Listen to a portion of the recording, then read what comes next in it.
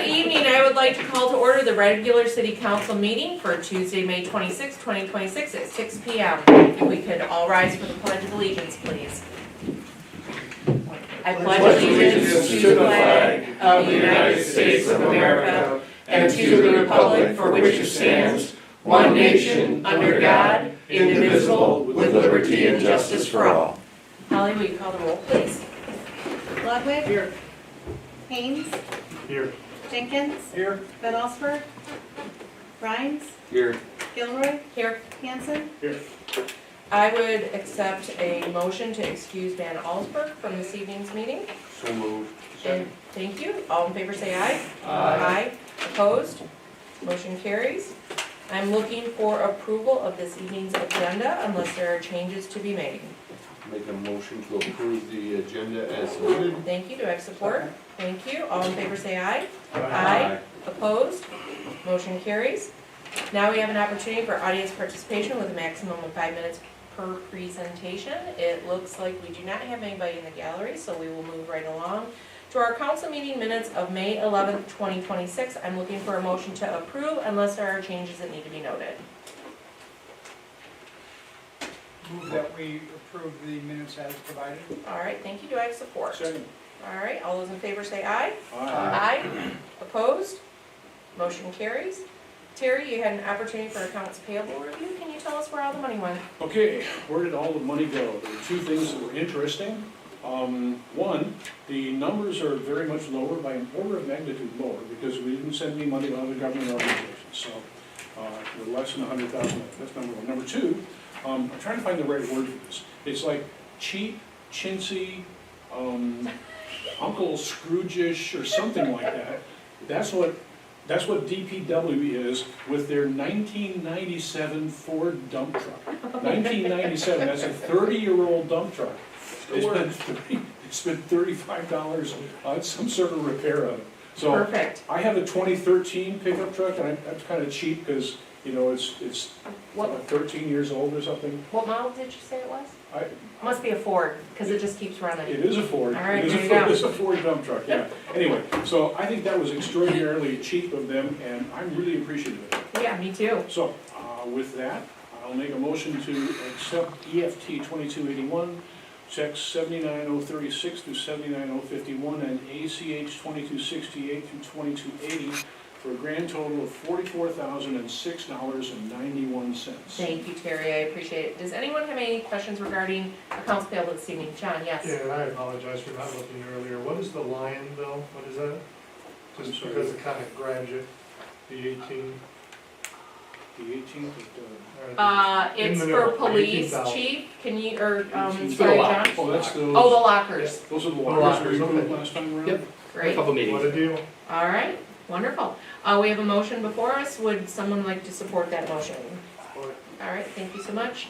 Holly, will you call the roll, please? Rhines? Yes. Gilroy? Yes. Ludwig? Yes. Hanson? Yes. Haynes? Yes. Jenkins? Yes.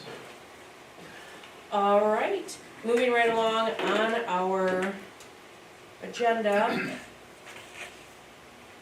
I call it to order before 6:05, or do I have to wait 2 minutes? Okay, all right, well, thanks so much for going through the accounts payable line by line like you do, Terry, and always asking the questions that you ask. It's very appreciated because it is good to know where our money went.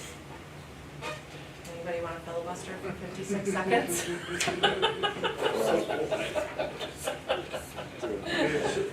Explain that, Chris. Explain the point of order. I know, we gotta go with what's on the wall and what our clerk, We posted the time for the opening of the public hearing for 6:05. 6:05. Because it was posted to the Public, public. we have to wait. Open the public So if we hearing. jump the gun, then somebody but we've could got say, 30 seconds, and so that is a good explanation for our viewing community. When we do post a public hearing and we set a time, we do have to adhere to that time. So, you know, Okay, here's something, on the accounts payable thing. Yes. Here's the other thing that was kind of remarkable, it's the city lights, city street lights. Uh-huh. We spend about $9,000 a month on city street lights, but this month's bill from DTE was really confused, very product check, it had all these different things in there. And it's because we're in the process, we're in the middle of the process of switching for us owning them and maintaining them Yeah. to, I think we still own them, but DTE maintains them. And so there was credit for this and expense for that, and changed out the light bulbs and all that, and it still came out to about $9,000.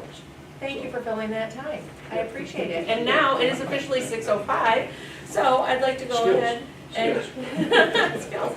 Call this public hearing for the 26-27 fiscal year budget, millage rates, and utility rates fees to order. I'm gonna turn it over to Mr. John Hannafin. Thank you. Included in the packet was the notice for the millage rate. It's listed as a not to exceed rate of 14.7533 per thousand for mills, so not to exceed 14.7533 mills. That's the absolute maximum amount it would be. It may in the end be a little bit less depending on final assessing numbers due to the Headley amendment. So there's no upward change in the millage, and if anything, it will be a slight downward.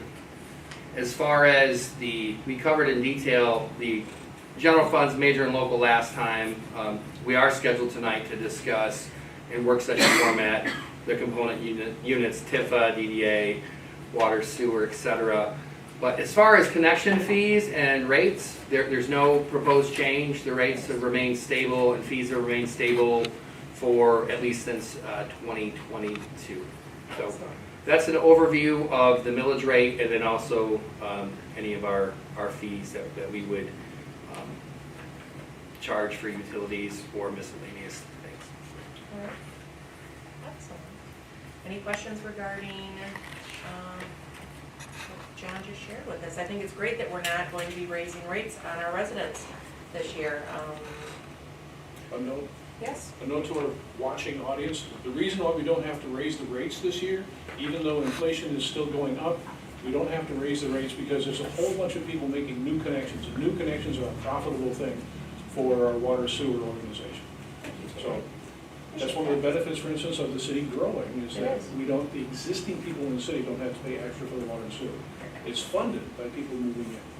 Thank you. I appreciate that. And also a note, we had a 7-year span where we did not have to raise rates either. So, you know, as we continue to grow as a community and as we continue to do well, hopefully we'll be able to maintain where we do not have to increase the water or sewer. All right. Next. Our 26-27 budget work session. You need to close. Oh, Here, sorry. all right. So I'm gonna ask for a motion to close at 6:07 So moved. and support. All in favor, say aye. Aye. All right, we are closed. So now we have our work session. I think we have accepted, so. Not quite yet. So this is part two. Part two of our budget work session. Yep.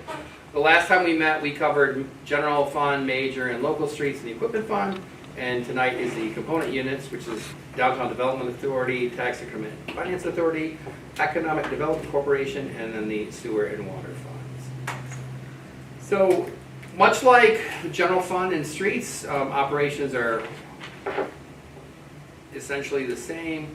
The major projects under TIFA, the red barn, we're going to be, as soon as the cold storage garage, which is in progress in the current fiscal year, and will somewhat bleed over the next fiscal year. As soon as that's done, we'll get all the stuff out of there and we'll remove that red barn. That's the old one on Elevator Street or Norma Jean Court. The other thing is we're looking at possible improvements to the community service building, which is that's the almost 100-year-old public works building that's sort of right next to the water tower. And while it's not a complete refurbishment, that thing needs some care. We still do use that, and so I've reported on that for a couple of years, but there's some basic things we can do to shore up that building while we decide what we want to do with that. The ice house is no longer a TIFA owned property, but it is a project that is in progress. Hopefully you've had a chance to go by there. The Kodats are making great progress on that. So sort of back up to the utilities. I mean, we continue to do repair and replacement at the water and wastewater plants when necessary. Recently we had a pretty significant improvement or repair at one of our lift stations. And I'm going to go back about 3 years ago. We did seek out some proposals to completely replace that lift station. Does anybody recall what that price tag was?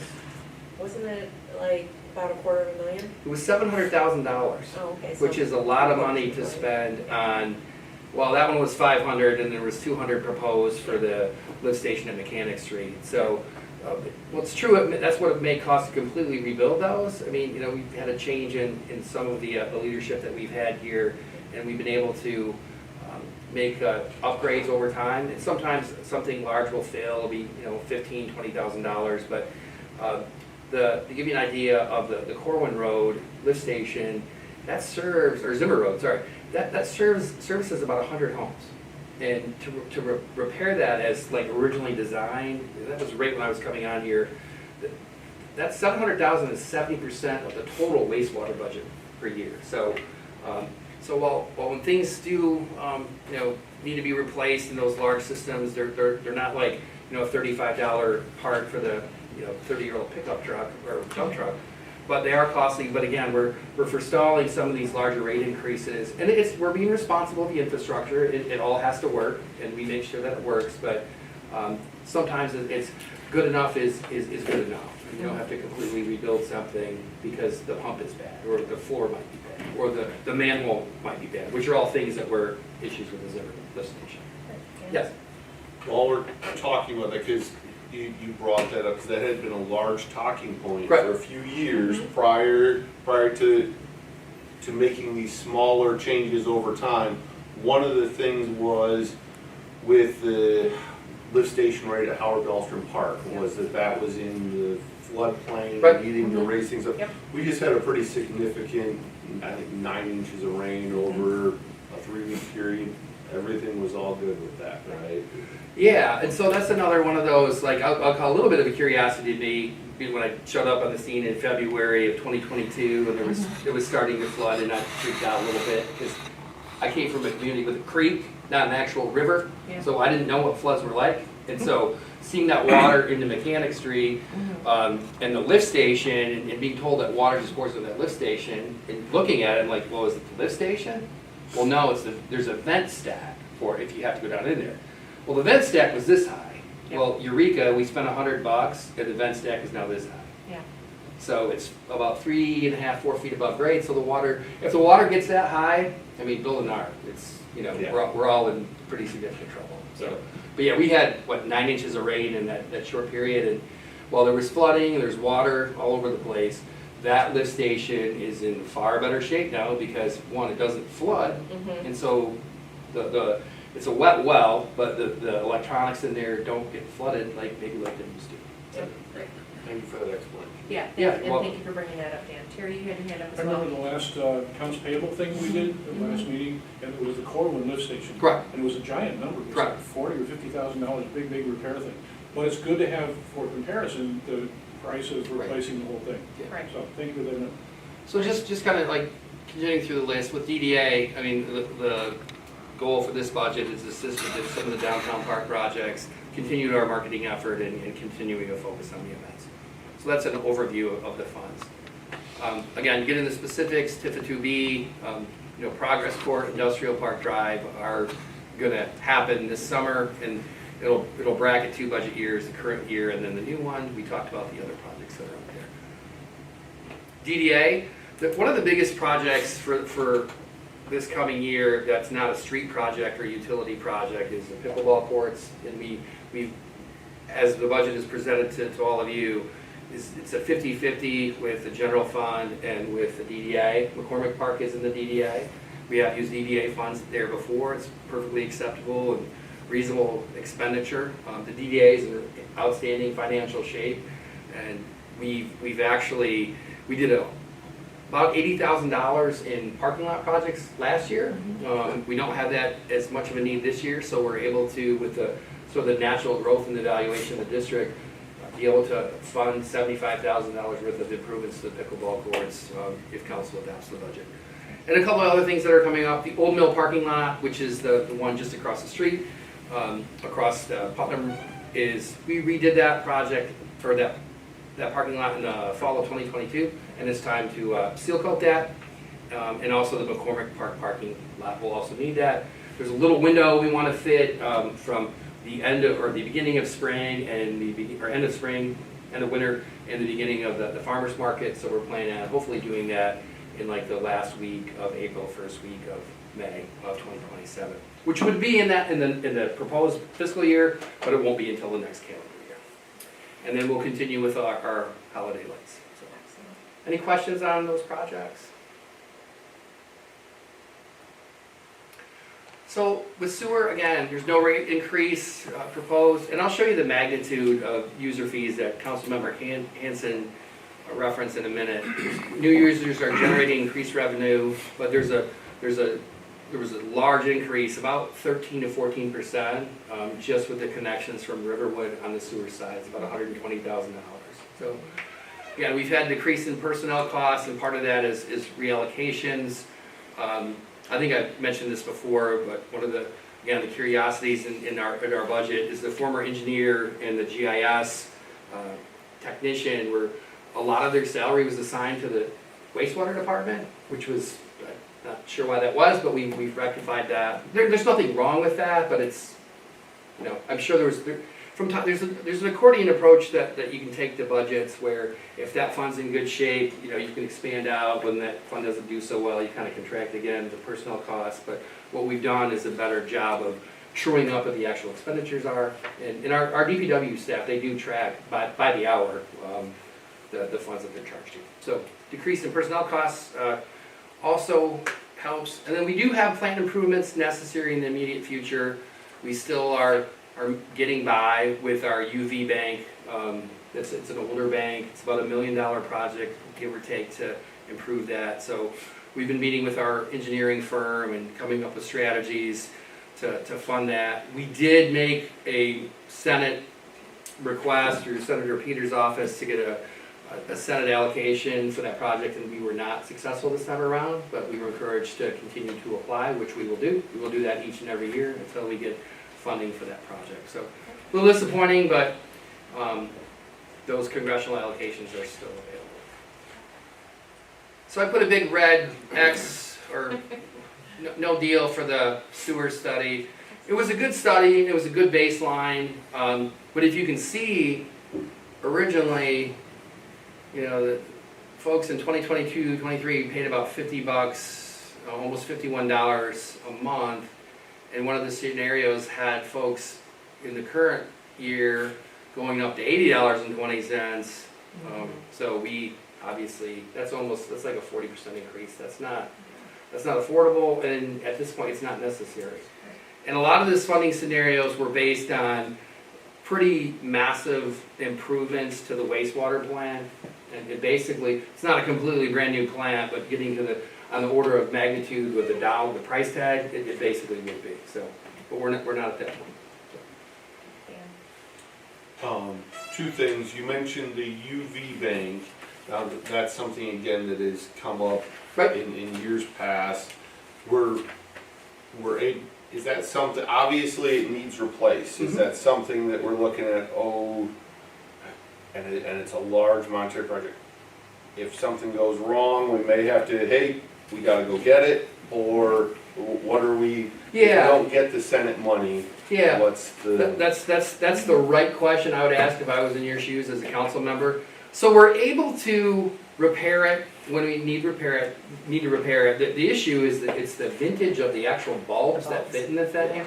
And so there's a whole gamut of a new bank, which is ideal, to retrofitting the existing ballast, if you will, and then having that be able to fit new UV bulbs, which is also a possible option.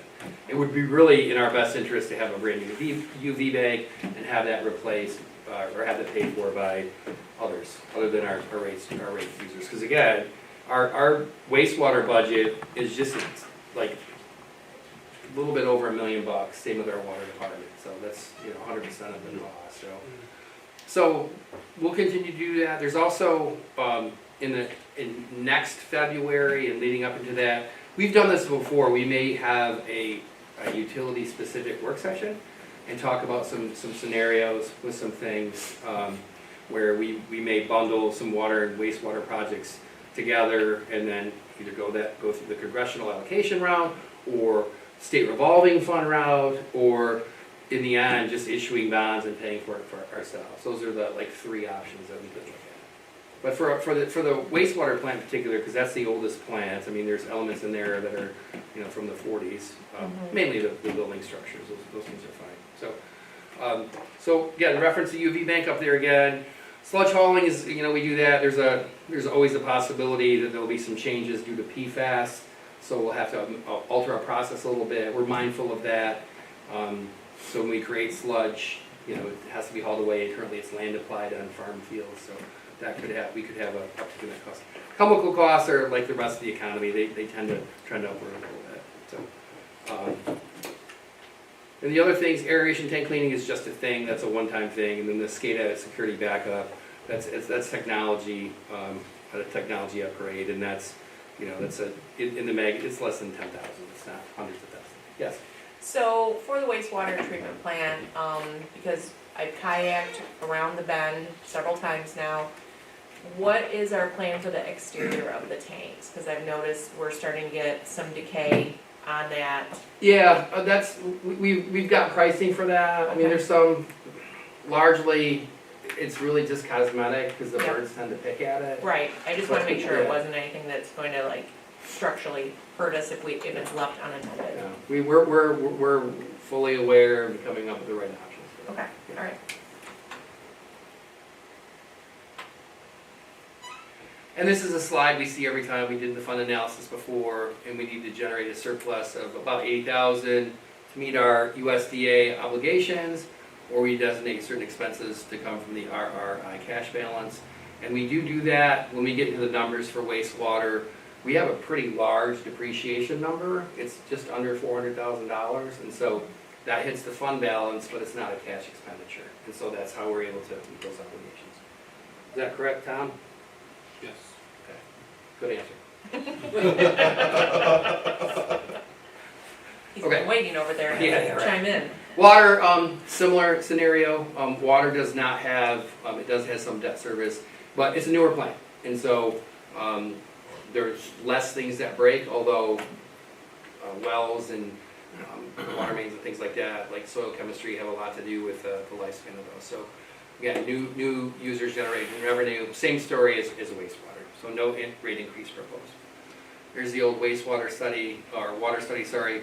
So that was proposing, you know, about a 24% increase, just using simple, you know, $50.80 going up to about $60 and then $62.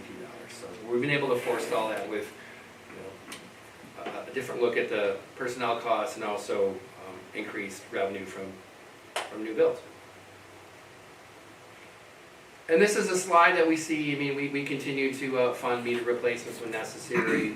We are in the process, when we get new meters, we are moving to a meter that is remote read. So any of the new projects that are built, or if a home needs its meter replaced, they get this newer type of meter. It would be just under $1 million to replace them all at once, and obviously we don't have the resources to do that. So we replace them over time, and when new systems, new buildings are built, they have a new meter. So, and that's a remote read. Because currently we do it the old-fashioned way. We have to drive around, but nothing wrong with doing that way. But long term, it's less efficient to do that. So, lead and copper are basically done, and we have reached our compliance milestone for that. Much like with wastewater, chemicals, we'll probably see some price increases in the coming year. And there's less debt, so water has to generate just under $50,000 to meet our R&I. Water also has a pretty large depreciation number as part of the fund balance, which is, Tom, do you remember off the top of your head how much that is? The water? Water depreciation? While he's looking that up, because it's in the detail, we'll move on. We still have the $3 million from the federal government that we're waiting reimbursement on. We expect to get that very soon, and then we can start planning Cedar Street and then the alley project, alley water main project. And as I've said before, it's a 2030 deadline for the expenditure, so I'm not panicking or anything like that, but we should start seeing those funds come in. Terry? Yeah, How long have we been waiting for that money? about 2 years. There were some starts and stops with the government in there, and Yeah. there's a lot of reasons, and there were some file things going back and forth, but again, I'm not worried about it. But really, it's more the eagerness to get going on these other projects. The engineer in me thinks about the underwater connection across underneath the Cedar Street right now. It's like a single point of failure type thing. So it seems to me that the Cedar, the river crossing thing is a really important redundant system, you know? We have more than one water main under the river. Ah, okay. Well, then why am I worried?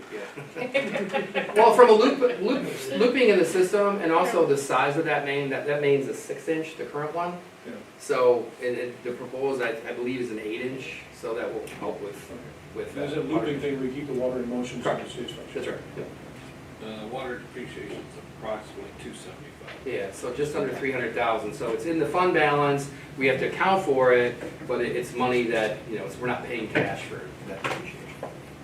John, when we do finally get to the Cedar Street water main river crossing, will that also include paving the rest of Cedar Street down there, so it's not dirt anymore? We have that as part of the bid package, and it's an ad alternate, Yeah. because obviously the most critical thing is the Right. water main. Right. That is part of the bid, yeah, All great right. question. Yep. Nice.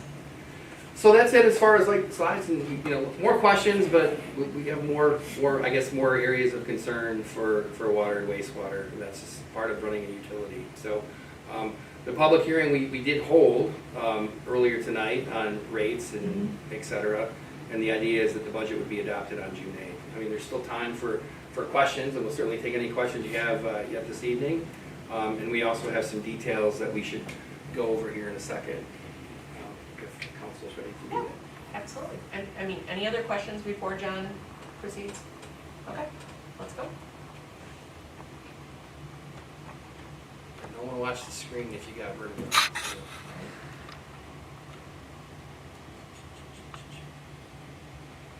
So EDC, it's a small amount, it's about an $80,000 fund. I've said this before, these are proceeds that are left over from the sale of the old DPW. Those are available for economic development purposes. TIFA 2A is very small. That was the area that's down by Beckham, and so it still exists, the TIFA, but we are not collecting on that. So there's a small fund balance, and we are restricted. EDC funds, we can spend anywhere in the city for anything that qualifies as an economic development project. TIFA 2A can only be spent in the TIFA 2A area, same with TIFA 2B. So, question for you then, down in the Beckham area, can those funds be used for sidewalk repair? In Yes. front of the Beckham? They can, yes. Okay, Yep. all right. I think the worst area of that actually got done end of last year. There's a big portion that we did. Yeah, Yeah. but, just out of curiosity. Yep. Okay. TIFA 2B is active, so it collects right about $318,000 annually. We are almost fully allocated this year in support of the paving projects and the other projects we have going on. TIFA, this is not a cash balance, this is a fund balance. TIFA does have just under $1 million in cash, unrestricted assets, but those are going to be for the projects that we have forthcoming. Right. We did get a great price on paving, so that's great. We will still have a pretty healthy balance when we're done. But this is the primary reason this fund balance is so high. This includes all the buildings on the DPW campus, which there are a lot and they're in good shape. Not the equipment, but the DPW campus. So this counts toward a fund balance in a positive way. So does TIFA own those buildings somehow? or They do, yeah, TIFA owns them? correct. So the city doesn't own them? You do, but Through TIFA? we do, yes. Through TIFA. You guys TIFA is confusion. TIFA is a subset of the city. Yeah. But to be clear, it's the DPW campus, not all the buildings out in Industrial Park, Right, which right. is TIFA. Just the So, city? Just the city buildings, yes. Progress Yeah. quarter. Yeah, Progress Court and Right. Salt Building and all of that. Those are all our assets. So that contributes to what we'd see like an inflated fund balance. And I'll show you the statement in DDA. DDA has about $2 million in fund balance, and there is about $500,000 in cash in DDA. DDA is in a very strong position. That's why I was comfortable with allocating or proposing the allocation of contributions to pickleball courts. But the DDA assets are any of the streetscape elements, any of the parking lots, kayak launches, in particular the newer kayak launch, Red Cedar Bend Landing. Those are all part of the overall fund balance of the DDA. The DDA also, and Tifa, do not have any debt. They have 0 debt service payments, which is a good thing. And you can see with I'll back up to Tifa for a second. This is the increased valuations in the district. There hasn't been any new buildings in the Tifa, but it's increased valuations. Is depreciation part of that then too? Yes. As it was with the sewer and the water? Okay, we don't need the numbers now, there's big numbers in there that represent depreciation. Right. Okay. So DDA, again, we're gonna plan to do everything we had done previously with some parking lot maintenance projects and also the addition of the pickleball court. That leaves us a little bit of a fund balance of $19,195, which is good. But again, we do have a fairly healthy fund balance in the DDA. DDA's only debt service obligation, the city advanced constructed the Old Mill parking lot when that needed to be repaved, and DDA owes, I think it's either $75,000 or $50,000 to the general fund, which is modeled in the existing budget. Sewer fund, again, the big number is this deficit number is really the depreciation expense. Same with water. That depreciation expense gets zeroed out, and you can see by valuation that the sewer fund is actually the largest because it's got the plant and it has the lift station assets. So that is it. I do want to take one quick, John, please avert your eyes as I find the right slide. Just want to show the revenue hitting in the current fiscal year for wastewater. And you can see the magnitude of that.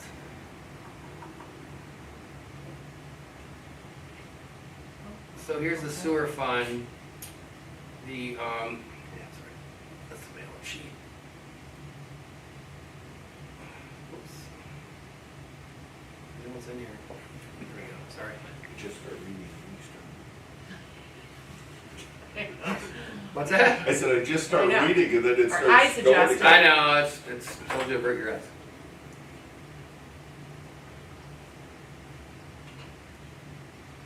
This is not a flashing light. Should come with a warning about if you're prone to epilepsy. Okay, so here's the tap connection fees. This in 2025, that was even like somewhat of an atypical year. It's just under $40,000. This is the current year-to-date balance, $143,000. So That's connection fee. correct. Yeah. So that's 1,000% beyond what was proposed for revenue, because those are never certain. And communities that budget based on future tap fees end up, and there's a case study in that, Sylvan Township, you end up going broke and issuing all kinds of debt service bonds and judgment bonds because you can't plan your utility based on tap fees. A small allowance is okay, but we know this is an aberrant number. We won't likely see something this high unless we get another development or two, similar to the Riverwood or the tailgaters. So that's it on the sewer side. Yep. All right, hold on, Question, sorry. because 2 hands went up just the same time. Terry? Details on the connection fee there, do we pay for the meter, do we pay for the pipe, do we pay for the valve, do we pay for any of that? No. Is it all done by the builder, and when he gets to expending those things and building those things, then he gives us money and we connect it? They have to pay it on the front end, Yeah. and then they get the meters on the water end, and all the connections are theirs to be made, and they make all those connections at their expense. We do an inspection for that. That's really our only portion of it. We own the meters, obviously. We have to have enough on stock, but there's a connection fee, and what those are, that's essentially like an equity buy into the system. And so A residential unit is, and I can go to the table if people want the details. Per resident, it's about, water and sewer together, it's just about $8,000 to connect. And so if you multiply that by, 100, that's $800,000. Riverwood is a little different because they're 1.5 meters for 13 buildings. And so that's the math that lands us on, there's some tailgater stuff in here too. But the Raleigh Road Development Riverwood paid about $120,000 in sewer connection fees and about, sorry, find water here.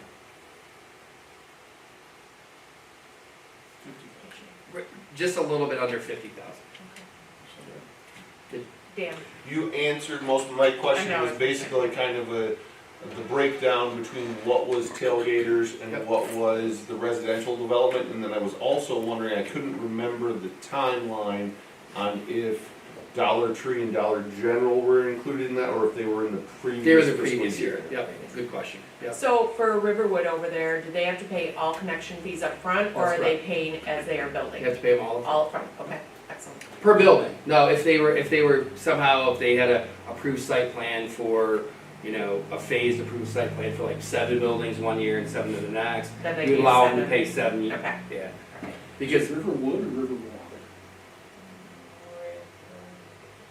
Raleigh Road, Raleigh Road. Raleigh Road until they're officially got somebody living there. Yeah. How's that? Alright, so I do not have anything more to add Alright. for that. well, thank you for the explanation, and, yeah, if another big development goes in, that's nice revenue on our water sewer side. Any other questions for John or for Tom before we move forward? John, do you see, is there any downside to adding people like Riverwalk? Is there any downside to that? It looks to me like it's all upside. We have this much capacity for water, this much is where we are right now. We add Riverwalk, we go to there, there's no problem with capacity for water or for sewer. It looks to me like there's only upside to adding something like Riverwalk. To answer that, it's a policy decision that each and every council has to make in any community. What level of growth is in their view, as elected officials, they think is best for the community. Certainly it makes it easier to do budgets for utilities when you have new connections. Okay. But that can't be the only factor. The other thing I will caution a little bit, we do not have unlimited water capacity. We have plenty for a foreseeable future. Wastewater is a little bit more limiting. We're getting close to we're still in a comfortable level of wastewater capacity, but it's not. It is a finite number. Dan? One thing we had talked about for a long time was that capacity number. And one thing that has helped us with that, because we've talked a lot about wastewater and water sewer and all that tonight, and our prior engineer was a big believer that we were reaching capacity. One thing that has helped us a lot with that is a lot of these projects we've been doing, we've been getting rid of the inflow and infiltration, which balloons that number and basically gives us some of our capacity back, which has been a big help. So you've been working on the I&I problem, right? We have, there's a couple of things in progress. I mean, anytime we do a street with a new sewer, or a sewer repair, that potentially takes some of the I&I out. Just a little bit of update on that, we're still chasing it somewhat, but we've narrowed it down. We thought the golf course would be one of the biggest vectors, because there's manholes and it floods. That's not the case. And so we've narrowed it down to, right now, it's south of the river, and so we'll continue to chase it. Yeah. Yeah, That's big news, because It is. we've thought it was the golf course for a long Yeah. time. I yeah. mean, the golf course floods. I mean, Yeah. it's obviously, but it's not. Well, it means that the manholes that are there are sealed like they should be, so Yeah. that's good. Yeah. And so that's the, That is good. Narrowing it down. and having the weather was cooperative from a laboratory standpoint, because we got a lot of rain this spring. Yeah, And so we've been able to move the smart manhole that all of you, or we got 2 of them, smart manhole covers that all of you approved about a year ago. So we're still in progress to go after that issue. But while the inflow and infiltration we're never gonna be able to remove all of it. Mhm. That is in and of itself, it's a factor, but it's not the only limiting factor. The plant does have a, just an everyday design capacity of just under 0.7 million gallons per day. And we hover, like on a typical day, when everybody's like home and like school is in session, about 0.45 MGD. Sure. In August, when people are vacationing and not as many people are around, Mhm. we're maybe in that 0.3, and it's really dry, we're maybe in that 0.3 to 0.4 MGD. I know you weren't here in 2020 when we went through Yep. COVID, but do you know what, because COVID put all of us out. Sure. Do we know what our capacity was at during COVID? Like, what was our hard point? It was low. It was low, Yeah. so that's good. Less activity. I mean, Sure. it was still, we're still, our low point, our floor, if you will, is gonna be about 0.38, give or take. And that's million gallons per day. One of the things that's gonna help you with that, the schools were closed. so you Yeah, didn't well, that's have true, yeah, all the absolutely. activity So- there. So you home from work. Right, Yep. all right. Well, let's continue on. We've got some action items that we need to address, and our very first is a very bittersweet acceptance of council resignation and timeline for a new appointment to council. We have it in our packet, a memo that's been provided to us by Holly Thompson, and within that memo, it does include, a letter of resignation from Councilman Steve Jenkins, which, he reached out to me and explained an opportunity that he had set before him, and so I, like I said, very bittersweet, I accepted, the fact that he would be resigning. So we'll go ahead and turn this over to Holly to lead us through what happens next. So council, for the city charter, you have 60 days to fill the vacancy. Since he has chosen to have a vacancy occur on June 1st, that is when your 60-day timeline will start. We do like to kind of get it to the next 2 meetings before you guys have to appoint somebody. That way, if you don't get any qualified candidates in that time, you still have some time later to extend it, even another 2 meetings. And so I think with this timeline, it's definitely doable to find another applicant to fill that vacancy. He also has elected to put an application to serve on the DDA, so that would be to start after June 1st, obviously after his official resignation, because he can't serve until then. So And if- we just, sorry, and Holly, just for our viewing audience, and we also have some new members that have probably not gone through this before. Can you explain what we do as a city for bringing in a new council member? So what you would do is, we would advertise for new candidates, and then we would take those applications and we'd get them all to you.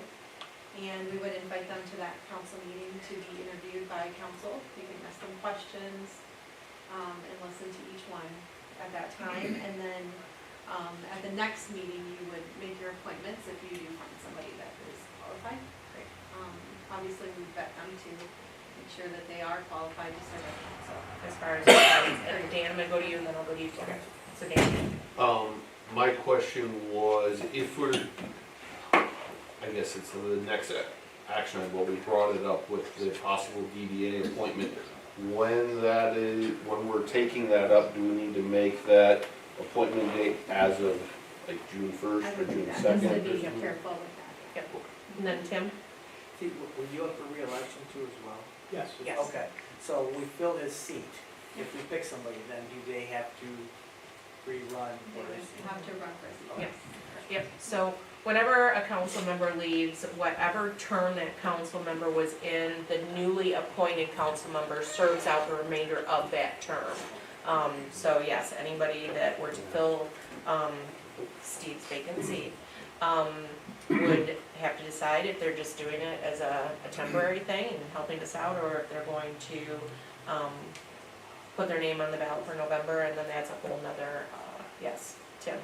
It might not be for the whole rest of the term if it's in the first 2 years. You know, if there's going to be Oh, an intervening Oh. election. Okay, Understood. This one is in Yes. the last year of the Right, term, so right. it will be for the remainder of. Right, to November of this year. John, did you? Yeah, just as a related question, the next council election, when do the ballots have to be submitted for the people that are running? The petitions, Petition, their petitions, July 21st by 4 p.m. yes. So, I'm looking for that request. Would you like to say something first before we let you go? Do I get prorated? Great question, Spoken great like a question. true elected official. Exactly. Just a comment as an evidence again here tonight, John and the staff are taking care of the city. So I think as long as they're here, these bodies are a little less important. Mhm. Because we've watched and seen and been guided to make sure that city citizens, city expenses, city purchases are being done, at least from my perspective, in a fair and appropriate manner. Absolutely. All right. Well, Can when- we not accept these? it depends on, it's a vote, so you know, it is an action item. All right, I'm looking for the requested action, please. I make a motion to accept the resignation of Councilman Jenkins. To accept the resignation of Councilman Jenkins with regret and direct the city clerk to accept council applications until June 17th, 2026 to fill the city council vacancy, with review and interviews taking place at the June 22nd regular city council meeting and a final decision being made at the July 13th, 2026 council meeting. Thank you, I appreciate that. Do I have support for the action? Support. All right, thank you. Any other questions before I ask Holly to call the roll, So how many people can vote no and it still passes? Quorum is, go ahead, Tim. Your acceptance of the resignation simply makes it irrevocable from his perspective. Correct. If he quits, he quits. You can't stop him from Right, quitting. right. And he said he's leaving June 1st. Your acceptance means that if he changes his mind between now and June 1st, he can't. You can't. So we can't, If you don't have a majority vote to accept it, it takes effect June 1st anyway, Anyway, unless he no matter what. rescinds it between now and then. so we could vote against this and you're still Yeah, on you here, would get it. everything's okay. Yeah, we would get one more meeting out of him, Yeah. maybe. No, No, we no, wouldn't, no. because June 1st is next week. Unless he's duct taped to that chair. Do you see how Terry likes to, make things difficult sometimes? Like a true elected official, right? All right. Holly, will you call the roll, please? Ludwig, Yes. Hanson, Yes. Haynes, Yes. Jenkins, Yes. Rhines, Yes. Gilroy. Yes. All right. So, but excitingly, our next action item is the appointment of Steve Jenkins to the Downtown Development Authority for a term to expire 6/30 of 2028. I was very excited when Steve said that he so would like to be involved. And because he is the amazing business owner, partner in that Candy Cafe, this gives him a whole new perspective to be able to keep the city moving forward, especially because he has a vested interest in the downtown area. And so I'm very excited. And, we do have several seats available on DDA.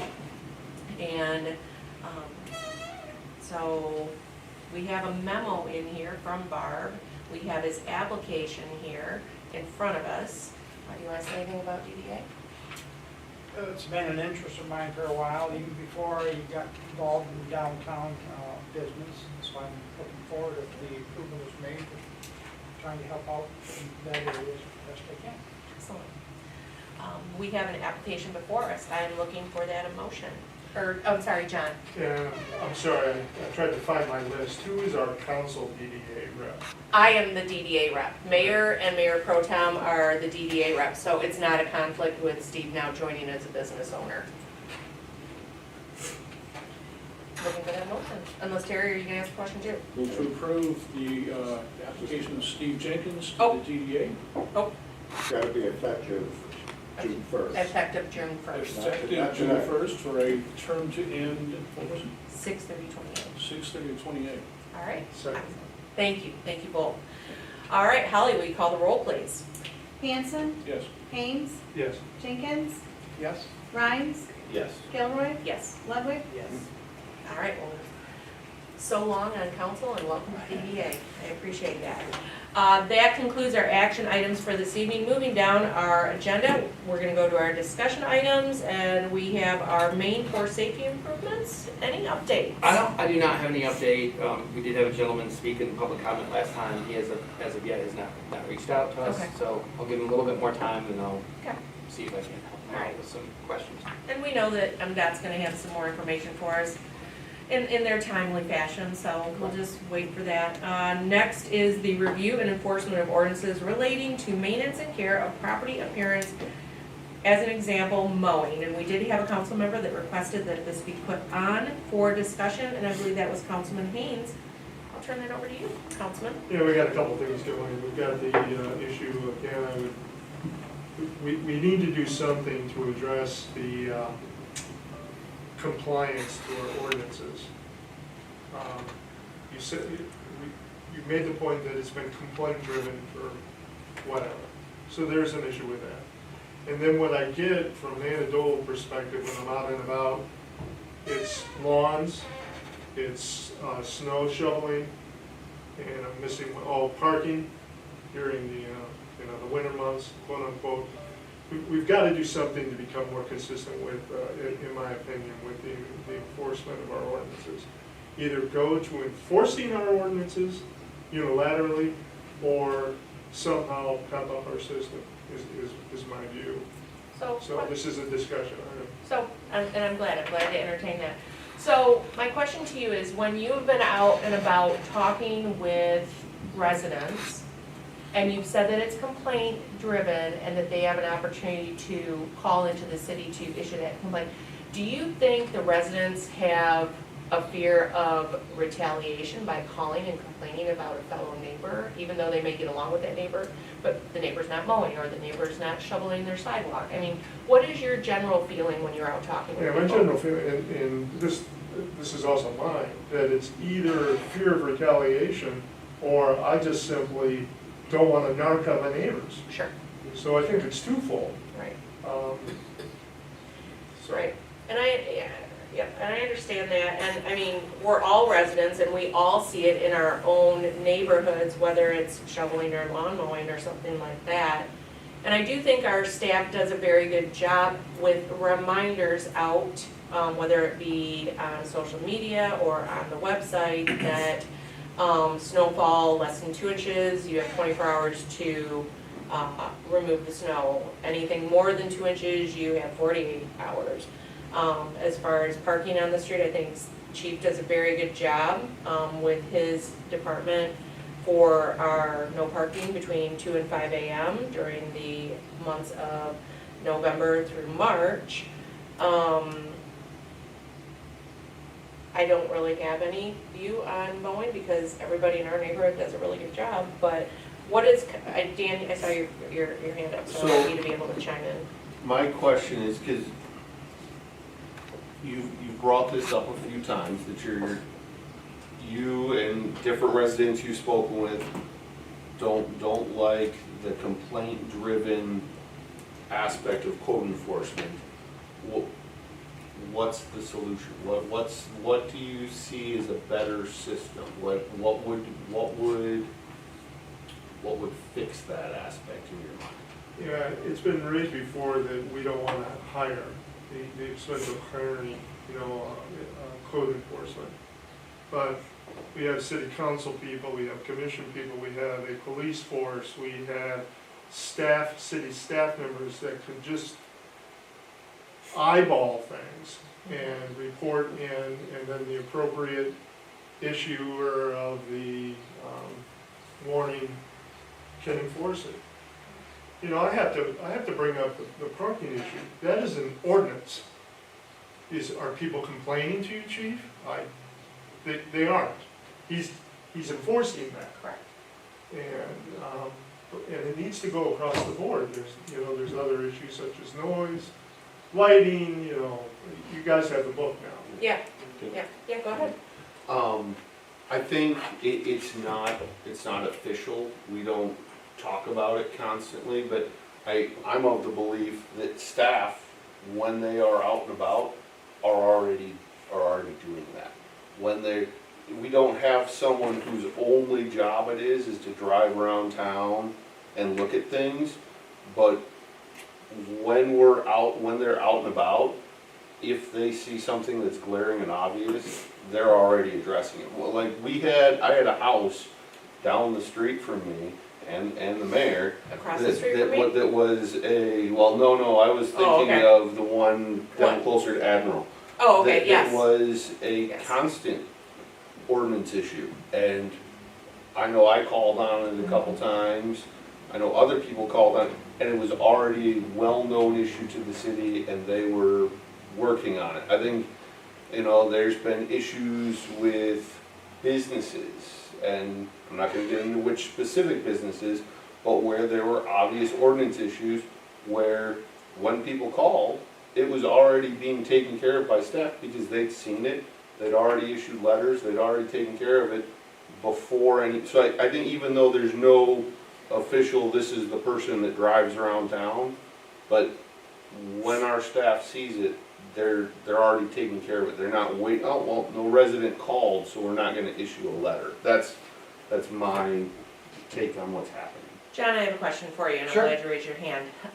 In the communities that you were at previously, did you have any type of code enforcement person on staff? And if so, yes, what did a salary like that look for them? How many hours did that person work? Yeah, I don't know. For trying to monitor people's lawns, that's Right. almost like an everyday drive around, right? So- Or you target, sorry. Permission to answer? Yes, there's just so much in my head right now, because I've talked about ordinance and enforcement for almost 10 years. I don't wanna go back too far, I mean, No, that's okay. Royal Oak's community, 65,000 people, so there was a team of code enforcement folks. Dexter, we didn't have cops in Dexter, we had contracted sheriff, so we kinda just did it. And then Chelsea, we had a part-time officer that did it sometimes when he wasn't in Florida, Mhm. so we didn't have anybody specifically on staff. Dexter and Chelsea being more comparable to us from the population standpoint. I mean, there's a million ways, we talked about this before, there's a million ways to do code enforcement. And currently how we do it, and like, I'll give you an example, there were 3 letters that went out today for grass that needs to be mowed, and then there was another, it was a verbal warning type for another code enforcement issue. There's 2 other code enforcement issues, like in progress right now, that are not related to grass. They're more like, cleaning, property maintenance type things. So, to hire someone, I mean, $200 or $300 a week for, 52 weeks, I mean, it's 20 grand if we wanted to do that. Mhm. But I don't think that the utility, in my professional opinion, isn't there to hire someone dedicated to that, because you don't have to, you can make an anonymous complaint if you drive, I'm gonna make up an address, 54 Unicorn Lane has tall grass, just call us. We'll check it out, if it's non-compliance, they get it out. Right. And there tends to be, we talked about this before, this is a discussion to be had later. We talked about rental inspections, because that is, not all of them, all the rentals are bad, but there seems to be a disproportionate number of rentals that have code enforcement issues of all kinds. And that was the property Mr. Rhines was referencing earlier in his general neighborhood, and it ultimately, it led to the property changing hands, and there's a good tenant in there. Yeah. And now, knock on wood, we haven't had any issues. Yeah. So we can handle this a million different ways, and we can, I don't, if I thought that we needed to deputize somebody or hire a specific person, I would make that recommendation. So, John, you said you got 3 complaints for tall grass. No, Or- we saw 3 Oh, places you that- saw, okay, so Yeah. that's what I was gonna Correct, ask. yeah. Was it an inbound complaint, or was it a staff member that saw? That was, all of the issues today were staff observation. And in the time that you've been here, and I'm just asking you to spitball a number because, you know, or you can go back and gather data and come back at the next meeting.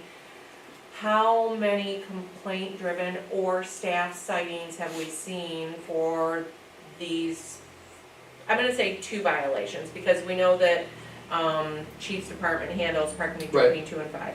But for, snow shoveling and tall grass, Well, I can tell you snow shoveling is about 100% people complaining about their neighbors.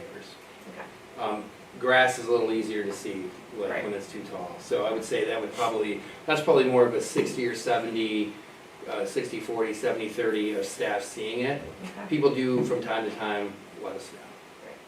Is there a way that we could do, with our website online, could we, automate that for people to file online complaints for ordinances? I'm pretty sure we can already do that, but I will double check. I know we have the capability.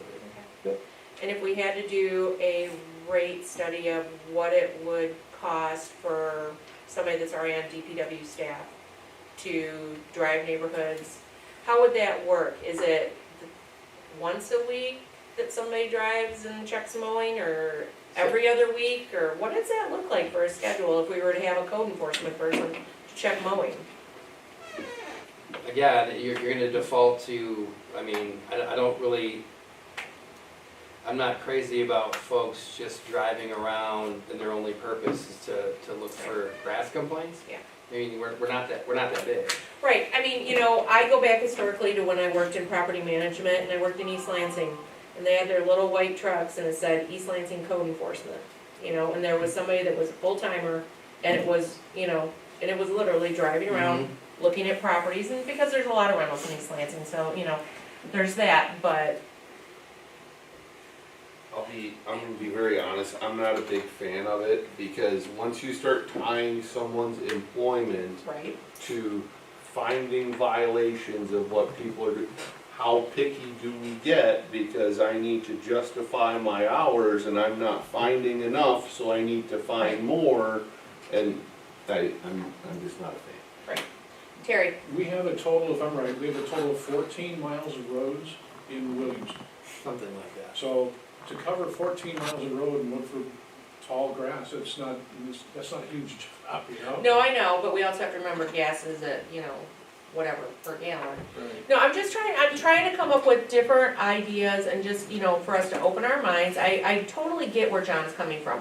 I myself, before I was on city council, and even being on city council, I have made complaints because of obvious, you know, things that were happening, and, you know, we have a right as residents sitting here, you know, because we're residents first, just like all of our residents, that if there's something that is not, you know, in code, you have the ability to call in and file that complaint.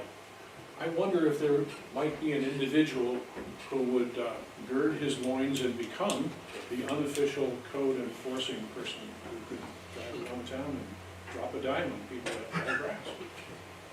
Never mind. Oh, okay, I'm a little slow. That's okay. At times I'm slow. No, and again, it gets back to narking. Right. You wanna be the guy? I He don't. doesn't want to be guys, that's what he wants us to hire. Well, Right, right, Tim.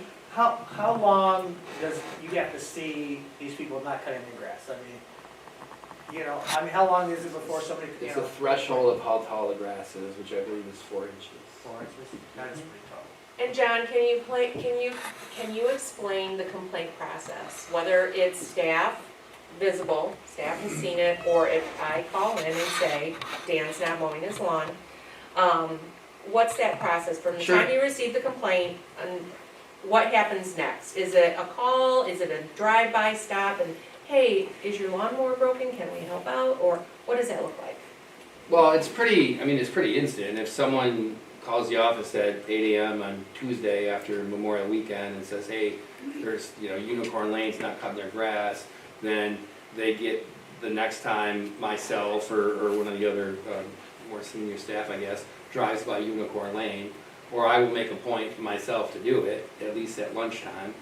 So it's usually a couple hours, about 3 or 4 hours by the time the complaint comes in. Whether somebody wants to leave their name or not, whether we think that it's a legit complaint or not, we don't. Again, the nice thing about being small, if someone says there's a complaint, Unicorn Lane is usually no more than 3 minutes away from any one point, even point to point, north, south, east, or west in the city limit. So it's pretty instantaneous. So, and with grass, if we see somebody out there, we'll tell them, you need to cut your grass, you're gonna get a letter. But if it's above 4 inches, they get a letter, they have a certain amount of time to come in compliance. Because cutting the grass is pretty easy to come into compliance. Cut the grass, you cut the grass, you know? So it's not instant, but pretty close to instantaneous. We have some at our street that they really don't have grass, it's all dandelions. So what height do the dandelions have to be before we say, hey, look, you gotta cut your dandelions? Well, he brings this up, but we've actually had this discussion. There is a house, there's a few houses in town where they have replaced their lawn with wood chips and wildflowers. We actually had a discussion Yep. on whether or not that was allowable And in and what they had compliance. to do, and there was a whole debate on Yeah. that at one point. Yes, And John? it was fun. Again, the thrust of my concern is consistency. And we have a monster book of ordinances, we have a golf cart ordinance now. It's not arbitrary with the parking during the winter. Right. All right, that is being enforced. Right. My point is, we have other things that need to be enforced, and we need to find an answer to. Speaking of railroad, I reported railroad. Nothing has been, and that was last season. Is that one of the properties, or two of the properties that you're alluding to? No.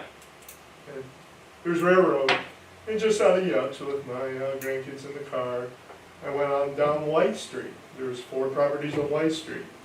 And what I would encourage you to do, especially you, Danny, is I'll do it this way. Drive by my house. Fine. Just drive by my house and I see why I suggested lawn mowing, I my first concern. totally understand why you have an issue.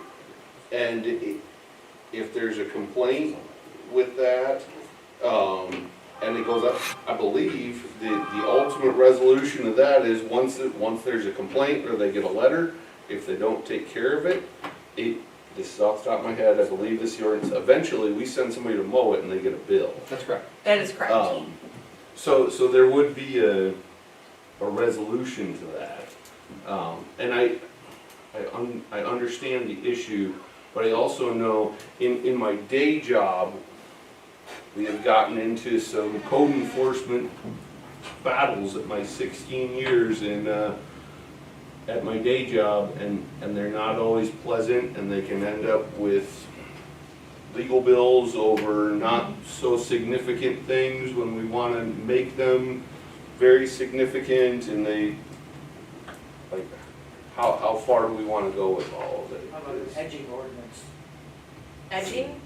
Edging? I Yeah. mean, you think about it, Oh, I mean, yeah. because you can go anywhere and go, whoa. Well, I just mean, like, there's,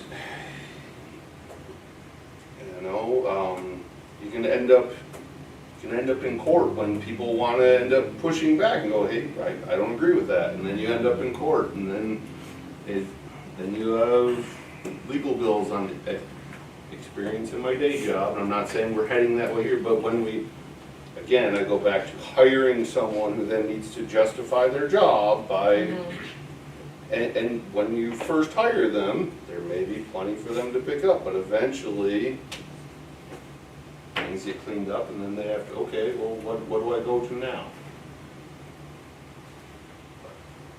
Those are my. Steve? Well, I think based on their comments, and what I've heard before, we all agree that if we had ordinances, we should enforce them. Yeah. The question is, are we able to enforce them the way the rules and regulations require? I also think it's evident that John has heard again that a council member doesn't think that the enforcement is happening like it should. And it would surprise me if John didn't do some additional, made some additional effort to try to take care of the concerns raised by a council member. And so I would suggest that we continue that way, and then John or any other council person that says, well, we brought this to John's attention and it's not having the effect that I was hoping, then bring it back to him and have further discussion on I think that's yeah, Okay, Tim. so they get a letter, you gotta cut your grass, how long do they have before somebody goes out and cuts it and gives them a bill? It's typically a week or 10 days. Depending So on the it's time already of 4 year. and inches season. high. Yeah. They need to cut it like yesterday, Mhm. and then they still have 7 to 10 days after that to. Yeah. Should that be lower, should that be like, in 2 days, we're gonna cut your grass, it's gonna cost you $40? I'm gonna defer, you're asking me like I have the answer. That's a Oh. policy decision That's that what all of we you, have to all of change. you can Yeah, make. that's what I'm not gonna Yeah. ask, we need to shorten that a little bit. So I like what Steve just said. I also think that maybe in a work session, if we've got some particular ordinances that we need to look at, and if we need to shorten that period of time, like John just said, it's a policy issue. If we need to shorten the amount of time from the time a complaint comes in, the resident is notified, they have X number of days, we have to shorten that. But I also know that this was probably my second or third year on council, there was a resident that just was not going to comply. And so it's not just one letter. I believe there's another second warning that comes after that, and then the city ends up going and mowing. Well, what ended up happening was, we mowed the wrong space, and it was all natural wildflower. It was like a bed of, it was in their backyard area, basically. It wasn't a front facing on the curb or anything like that. So I think a review of the ordinance would be good for us to look at it, and do we need to tighten up that policy with when a complaint is called in, or if it's a staff viewed property, that then the staff comes back and lets city manager know that, hey, their grass is 6 inches tall. Maybe we need to review that in a work session, or John comes back and offers up maybe some solutions for us to amend our policies or something. How does that sound? I don't want us to start being punitive with our residents, because we have such a good community, right? But that's what, That's, and then it's a question, it's the balance of, is it punitive or getting Right. folks in compliance? Right. And the ordinances are adopted because not everybody, we establish the rules, and there has to be some sort of repercussions for not Yes. complying with the rules. Yes. All of you get to set the threshold of what that is. Yep. And how far you want to take it. For example, the recently adopted garage sale ordinance, it's $100 the first time you for violation, and it's $500 after that. Yep. So. Yep. And I do think there are some others that, could be tightened up. We have a very generic noise complaint. Do we need to look at that, and do we need to, add a quiet time, or, what does that look like if somebody's in violation of a noise complaint first, second, or third time? I will, be 100% transparent. I've had to call them a noise complaint, calls to the city. Is it refuse in a backyard? I helped out a resident who didn't like the fact that another resident had a couch in the backyard, and it was just, rotting into the ground. Light trespass. I've had a resident reach out to me regarding light trespass because of a pole barn that sits several houses away from them, but yet the light trespasses into their backyard and into their bedroom and living room windows at night. So, we do have some good ordinances, but, because it's complaint-based, and they can be anonymous, our residents do have the ability to make those complaints. What our policies look like, that's for us to decide. So if we need to start looking at these and revising them, we have the ability to do that. But are we looking to do that? Are we looking to be I'm strong-handed? really resistant to the idea of somebody being the grass cutting enforcement czar. I just really, I do not like that idea. I'll confess, I have personal experience that, not with my grass, but with living in a communist country. And that can just get way out of hand. Mhm. And there's this, I think, I noticed this with the golf cart thing business, there's this natural human thing to control other people's things, you know? And and you let that loose at great risk. Mhm. That's just a personal thing with me, but I'm really reluctant to do that. And if somebody is really, really not doing a good job with their lawn, and it's an anonymous drop a dime, why don't you do it? I mean, think about it, you go for a jog, right, and you're 3 streets over, and you see this tall grass. You're like, that should really be cut. Well, if the neighbor, if that's not even in your view normally, it's not even on your street, it's not your neighbor, and the neighbor's not even complaining about it, the neighbors, then, I mean, it's not even affecting your life at all. Right. I mean, it's like, oh my God, it's an eyesore, it's, Yeah. you know, I just can't wrap my head around that. The neighbors aren't complaining about their neighbors, and they live there and can look at it, and you don't. Right. Then I think the complaint driven, it seems to be been working just fine all this time. Well, the fact that it's anonymous, I mean, that would make it something that if somebody really cared about it, then just, you know, fill out the form online. That's And I think we handle, I think we have handled all of our complaints that come into City Hall. I think they've all been anonymous. Holly's not, or Barb, they are not typing up letters saying, Tammy complained about Dan, or Tammy complained about Terry, or anything like that. What? But, you know, I mean, we do withhold that information. We say, you know, the city says, we have received a complaint. You know, if they wanna be Scooby-Doo super sleuths and try to figure out who made the complaint, fine. But, you know, do I think, I guess if we need to review some policies, we put together a work session and council members, you come up with the policies you wanna review and we can look at them and see if they need to be amended. John, final words. Yeah, final, again, it bothered me, it has bothered me for a year and a half, that we'd spend 6 months on a golf cart, garage, et cetera, in the back of my brain, why have ordinances if our governing bodies are not going to enforce the ordinances? And all I'm saying is that I'm not in favor of a paid staff member, I'm not in favor of a lawn czar, I am in favor of the city developing mechanisms to enforce 3 Bibles full of ordinances, or get rid of them.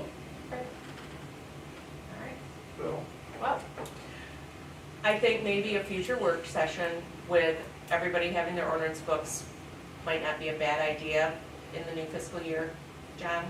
And let's So let us know.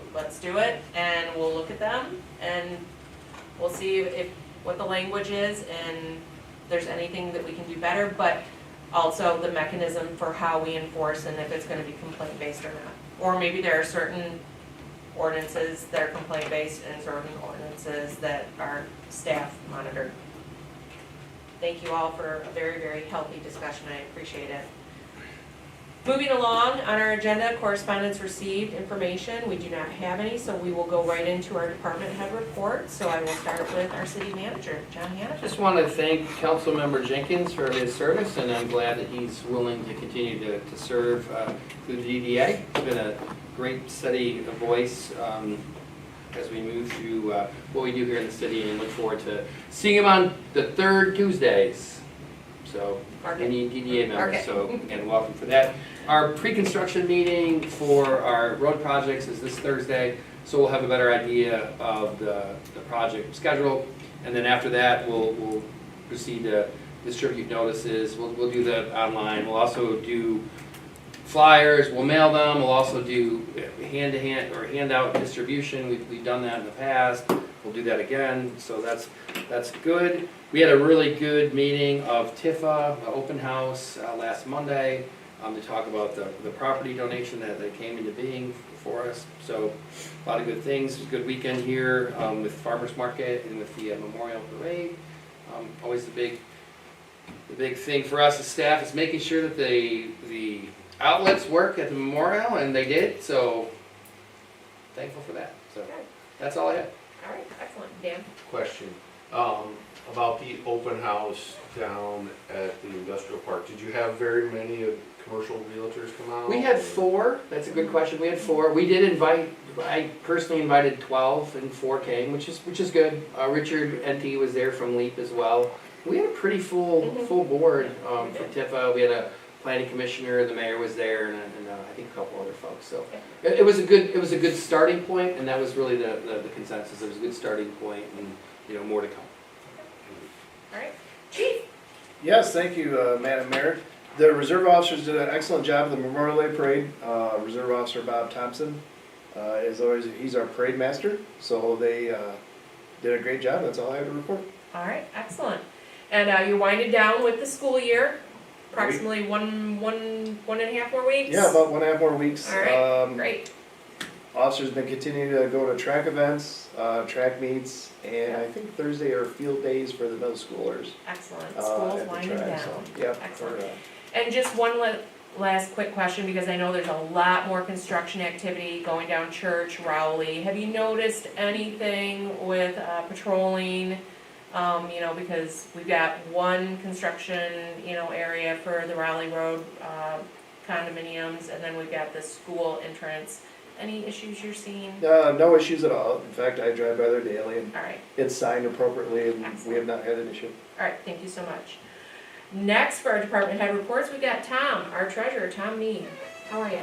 I'm doing well, thank you. Great. I may defer to the city manager. Is there anything you'd like me to share tonight? I think it's appropriate, so fire away.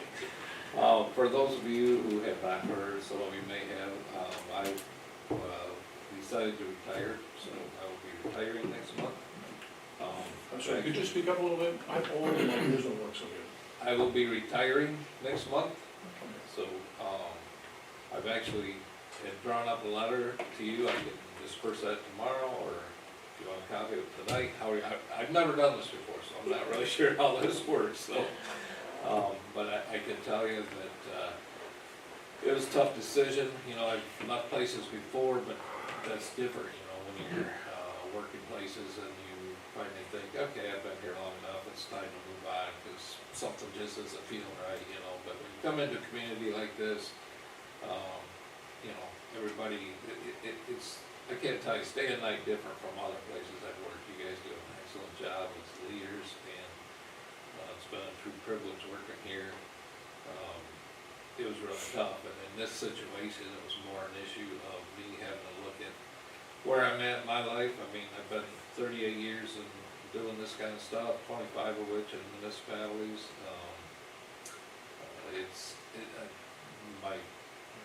Fortunately, I got an ailing parent that's gonna be 94 next month. Health deteriorating significantly.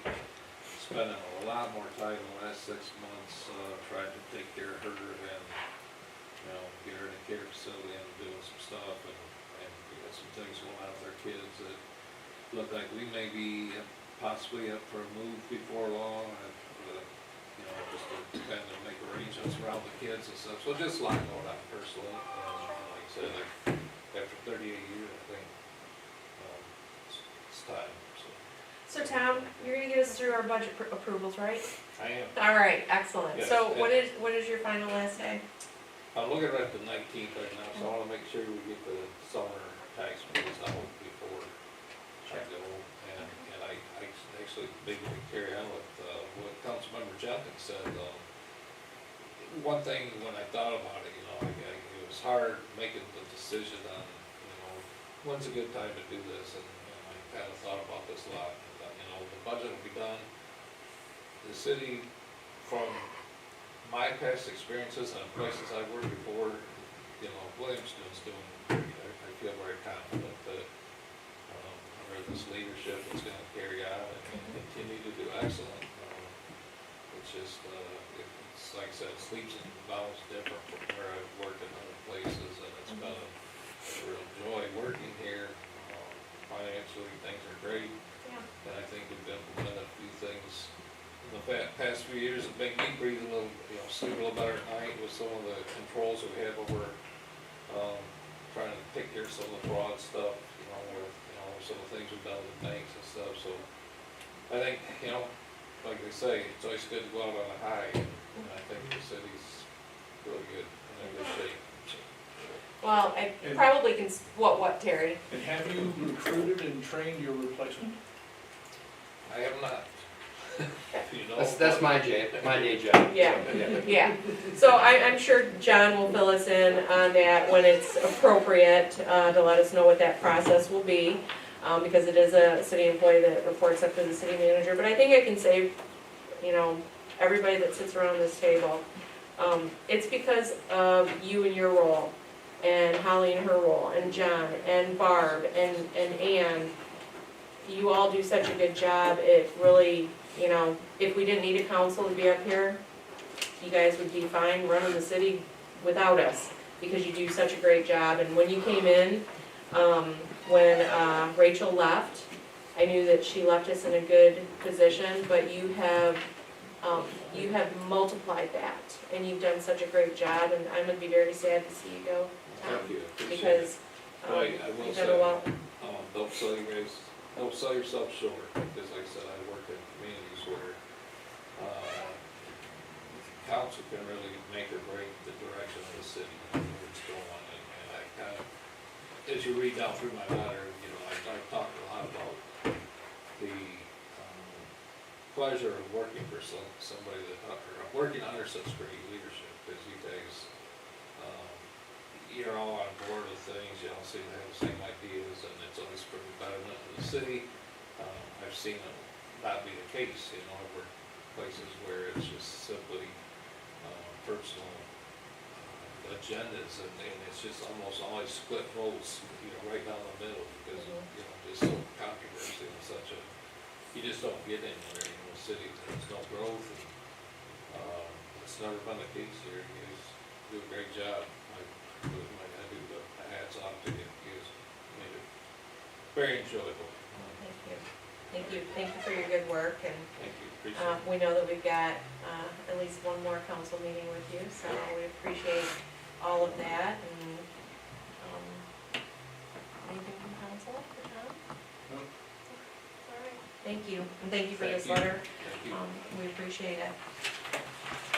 All right, moving down, we've got our subcommittee reports. Anyone have any meetings that they'd like to report out on? Yes, Terry? Yes, NISA. We did a NISA meeting a couple of weeks back there, and the member at large position, they received no other applications for that, so it's gonna continue with Franz.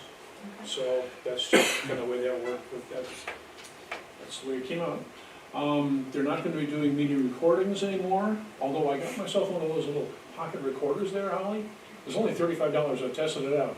It records the whole thing, I mean, it's pretty amazing. So I might start doing my own recordings, I'm not sure. The firefighters agreed to make a union. So they voted on it, they're gonna have a union. It's gonna cost a lot of money for the legal things associated with it.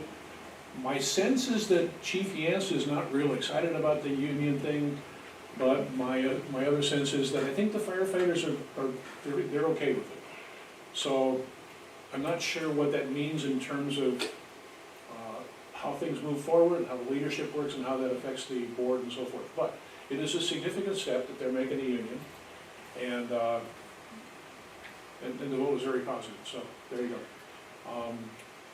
That's it for NISA. Terry, can I ask why they made the decision for no more recording of their meetings? Did they give a rationale for that?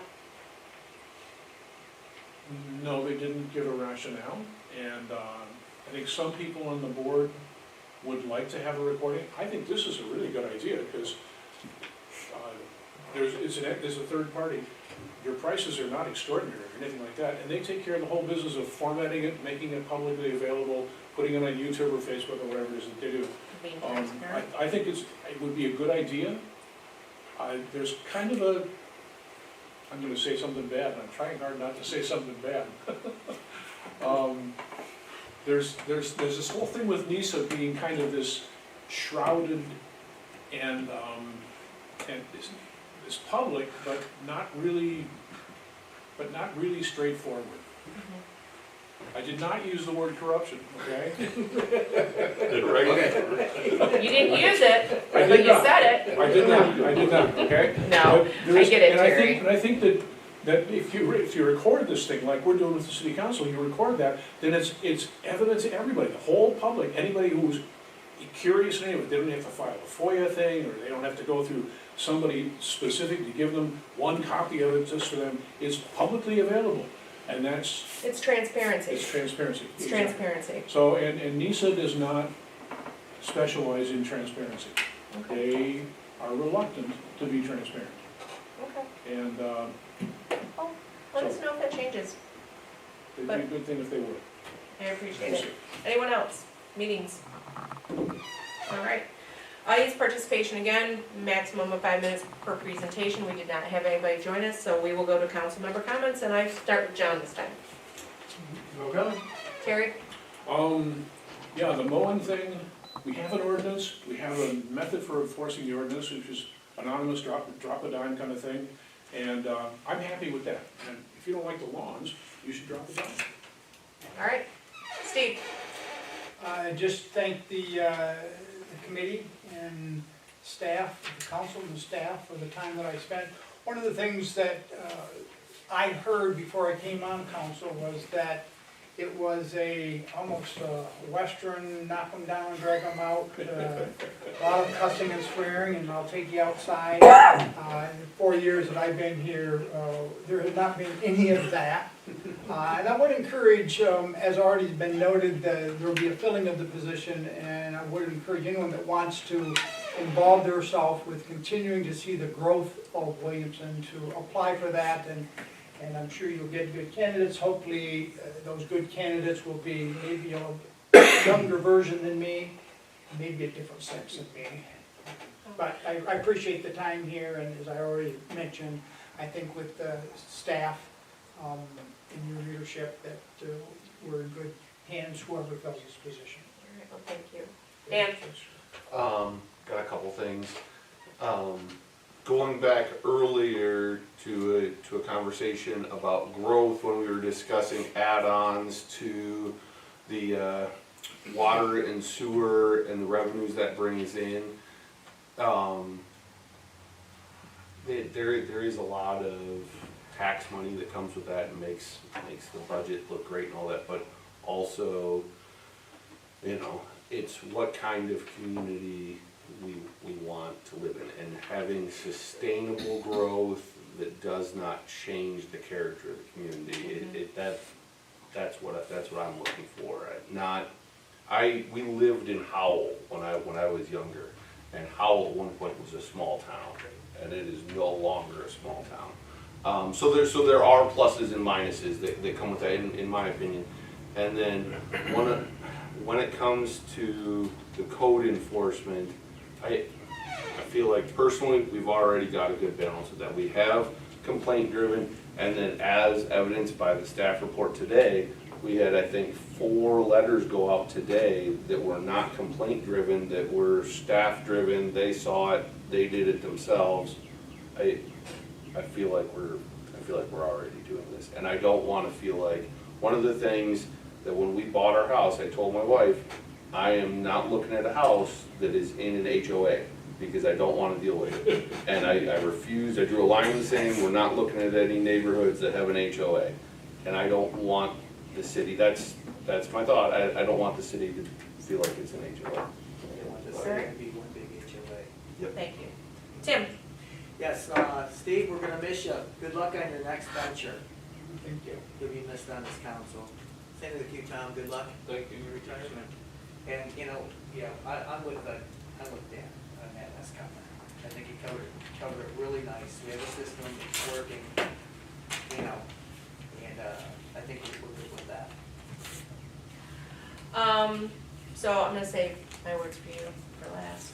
But I want to echo what John said. At the work session that we had for EDC TIFA and rolling out to the developers and the real estate agents that were there for that meeting, are parcels that we now have a future in developing out at the industrial park. I was really happy to see the attendance that was there. I was intrigued by the questions that were asked about those parcels, what our future looks like out there now that we own them, how do we want to develop them based on our zoning language. And, you know, we even talked, if nothing happens 5 years from now, we reassess. But I don't think it's gonna take us 5 years to have movement on those parcels out there.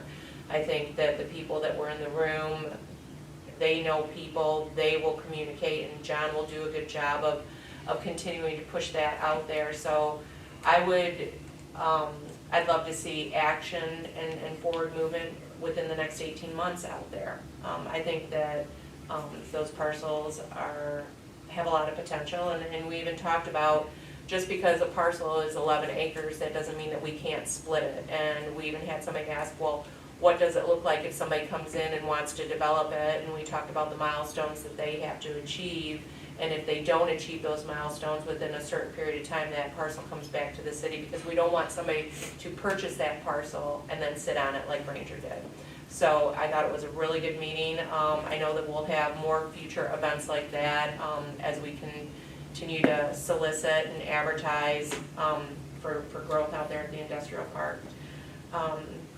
I love what we do here at this council. I love the dialogue that we engage in, because we listen to everybody's opinions and we don't diminish them. And I think when somebody brings something forward like you did tonight, I think that makes us put on our thinking caps and think about what we can continue to do better as a city for our residents. And I think that what our city staff is doing, and it's a staff-based complaint that comes into the office, I think is helping. I think that's a good direction, but I also don't want to be discouraging to our residents. And we know that all of our residents are unique in their own way, and there may be a certain situation that prevents them from mowing or prevents them from shoveling snow or something. So we also have to be compassionate for our residents. And I don't want our city to operate like an HOA, because that's not what Williamston is. So I look forward to us having more dialogue regarding those ordinances, what we can enforce. There may be some ordinances that, yes, do need to be enforced. But I do believe in the complaint-driven system as well. And for you, I'm gonna miss you sitting here, because I just keep thinking of Terry Bradshaw. And so, Dan Campbell, we And- already discussed this. but no, I'm gonna miss you being here, because you have brought such good common sense to this table. What you share with us makes us better council members, because you always put thought into it. And I love your fiscal responsibility that you've always had with when we've done budget workshops or when we've had something come forward and you've asked those tough questions, and I think you've even voted no once or twice. So I appreciate that. But I know that I get to spend more time with you on DDA, and I know you're gonna help the DDA grow, because you're invested in as having a business here in town, because you believe in Williamston. So I appreciate that, and I thank you for that. But I am gonna miss you sitting here. So now I'm gonna take applications for who wants to go over here, Holly, and be on that side of me. So, Is it true that the DDA pays more than? oh, you better believe it. You better believe it. In fact, I've heard it's ice cream from the Candy Cafe. But anyways, we are rolling in to summer. We've got about 2 weeks left for our students. So just remember that those buses are still out there. There's students getting on and off those buses.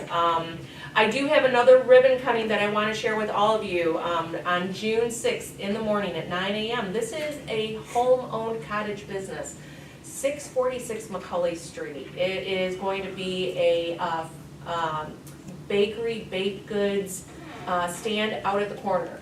I saw their post on Facebook. I reached out to them because at first I was like, because it was just called 646 Bakery. I thought, oh my gosh, there's something new going in downtown.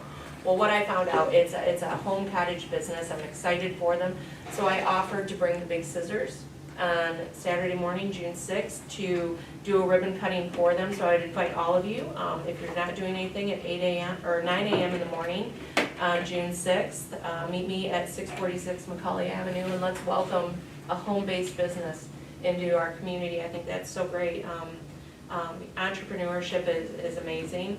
I don't have any ribbon cuttings coming up for downtown, but I know there's gonna be some movement and some businesses downtown, and so as I hear about those, I will report back to you. But again, I'm glad you're joining DDA, because now we can pass the DDA budget.